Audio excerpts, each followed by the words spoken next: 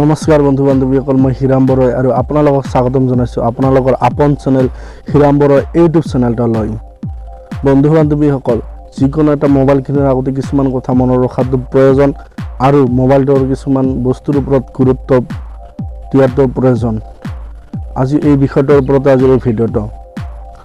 Mobile এটা কিনাৰ আগতে কি কথা জনাটো প্ৰয়োজন আৰু কি বস্তুৰ ওপৰত গুৰুত্ব দিব লাগে, এই সকলোবোৰ কথা জানিবলৈ হ'লে ভিডিঅ'টো আৰম্ভৰ পৰা শেষলৈ চাব। বলক ভিডিঅ'টো আৰম্ভ কৰোঁ। যদি আপুনি এটা নতুন মোবাইল ফোন কিনিম বুলি ভাবিছে, তেনেহ'লে কেইটামান কথা জানি লোৱাটো ভাল। সকলোৱে কম দামত এটা ধুনীয়া মোবাইল ল'ব বিচাৰিছে, যাৰ কোৱালিটি খুবেই ভাল হওক। আৰু মই আজি আপোনালোকক কেইটামান কথা ক'বলৈ গৈছোঁ, যিকেইটা কথা আপোনালোকে মনত ৰাখি মোবাইল কিনিলে আপোনালোকৰ ভাল হ'ব। প্ৰথম কথা হ'ল বাজেট। আপুনি প্ৰথমতে নিজৰ বাজেট নিৰ্ধাৰণ কৰক। নিজৰ বাজেট অনুসৰি ধৰি লওক 10,000, 15,000, 5,000 নিজৰ বাজেট অনুসৰি আপুনি নিৰ্ধাৰণ কৰি লওক। ইয়াৰ পিছত আপুনি বাজেট হিচাপে আগবাঢ়ক আৰু পিছত নিৰ্ধাৰণ কৰি লওক আপুনি মোবাইলটো কিমান দিনত চলাবৰ বাবে ল'ব।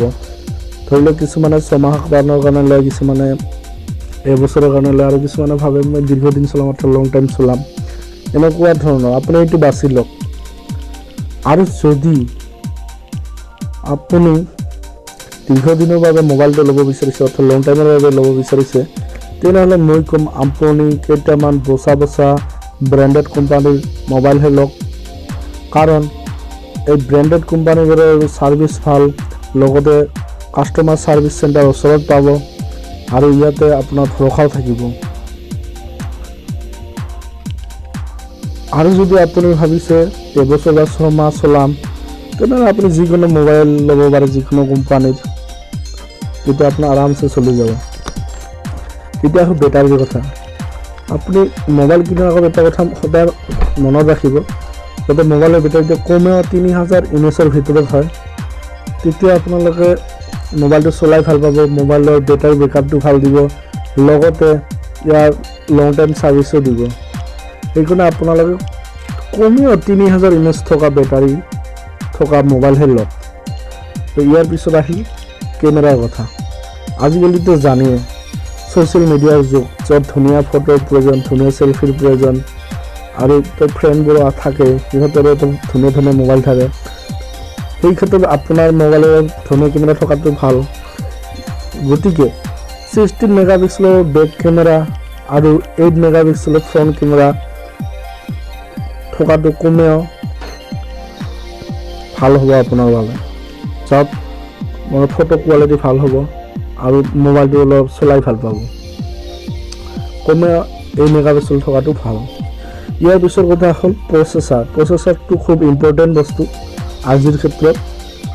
আৰু 64 বিট অক্টোক'ৰ CPU স্নেপড্ৰেগন প্ৰচেছৰ খুবেই ভাল বৰ্তমান, এইটো আপুনি চইচ কৰি ল'ব। ইয়াৰ পিছৰে কথা হ'ল ৰেমটো মোবাইলৰ কাৰণে খুবেই গুৰুত্বপূৰ্ণ। কমেও 2 GB ৰেম থাকিব লাগে, তেতিয়াহে ইণ্টাৰনেট চলাই ভাল পাব, লগতে মাল্টিটাস্কিং ভাল পাব আৰু মোবাইলটো হেং নহ'ব। আপুনি 2 GB থকা ৰেম থকা মোবাইলহে লওক। আৰু আজিকালি বজাৰত ইয়াতকৈ বেছি ৰেমৰ মোবাইল আহিছে, এইটো আপোনাৰ ইচ্ছা, কিন্তু মোটামুটি 2 GB থকাটো ভাল। আৰু ইয়াৰ পিছৰ কথা হ'ল স্ক্ৰীন চাইজ। যদি ধৰি লওক আপুনি মোবাইলত চিনেমা চাব, ভিডিঅ' চাব বা ইউটিউবত ভিডিঅ' চাব, তেনেহ'লে কমেও 5 পৰা 6.5 ইঞ্চ ফুল HD ডিছপ্লে থকা বা স্ক্ৰীণ থকা মোবাইলহে লওক, তেতিয়া আপোনাৰ অসুবিধা নহ'ব, তেতিয়া আপুনি ভিডিঅ' চাই ভাল পাব। সেইটো কথা মনত ৰাখিব। ইয়াৰ পিছৰ কথা হ'ল ষ্ট'ৰেজ। বৰ্তমান মোবাইলৰ ষ্ট'ৰেজটো খুবেই ইম্পৰ্টেণ্ট, কাৰণ বৰ্তমান সময়ত মানুহে বহুত ধৰণৰ মোবাইলত এপছ ডাউনলোড কৰে, ইয়াৰ কাৰণে ষ্ট'ৰেজ খুব প্ৰয়োজন। ইয়াৰ কাৰণে আপোনালোকে অলপ বেছি থকা ষ্ট'ৰেজ থকা মোবাইলহে লওক। কমেও 16 GB ষ্ট'ৰেজ অৰ্থাৎ ইণ্টাৰনেল মেমৰি থকা মোবাইল লওক, কাৰণ ষ্ট'ৰেজ যিমান বেছি হ'ব সিমানে মোবাইলটো চলাই ভাল পাব। আজিৰ ভিডিঅ'ত এইকেইটা আপোনালোকক ক'ব লগা আছিল। আপোনালোকে এইকেইটা কথা ফ'ল' কৰক আৰু এইকেইটা কথা জানি মোবাইল লওক, তেতিয়া আপোনালোকে নিশ্চয় ভাল কোৱালিটিৰ মোবাইল পাব।